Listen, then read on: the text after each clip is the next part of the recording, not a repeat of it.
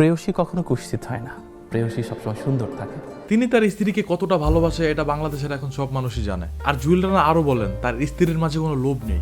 এজন্যই তিনি তার স্ত্রীকে নিয়ে সুন্দর করে বলেছেন প্রেয়সী কখনো কুৎসিত হয় না। আমাদের সমাজের মানুষের এই জুয়েল রানাকে দেখে অনেক কিছু শেখার আছে। চিত্ত মানে হৃদয়। আজ ঠিকই চিত্ত মিডিয়া মানুষের হৃদয়ে জায়গা করে নিয়েছে।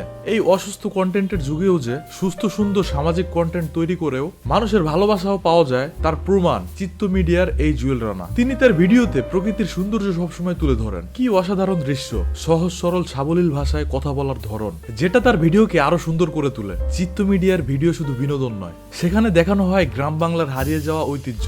সম্প্রতি আরজে কিবরিয়ার সাথে তিনি তার নিজের জীবনের গল্প তুলে ধরেছেন। জুয়েল রানা কুষ্টিয়ার ইসলামী বিশ্ববিদ্যালয়ে আইন বিষয়ে পড়াশোনা করেন। বাবার ইচ্ছা ছিল লয়ার হবে ছেলে। সে হাইকোর্টে প্র্যাকটিসও করেছিলেন, কিন্তু সেখানে তার মন বসেনি। এরপর তিনি গ্রামীণ ব্যাংকে চাকরি নেন। সেখানে তিনি একটা সময় ব্রাঞ্চ ম্যানেজার হয়ে ওঠেন। থাকতে চেয়েছিলেন মাটির কাছাকাছি, আর প্রকৃতির রূপ তাকে অনেক বেশি আকৃষ্ট করত।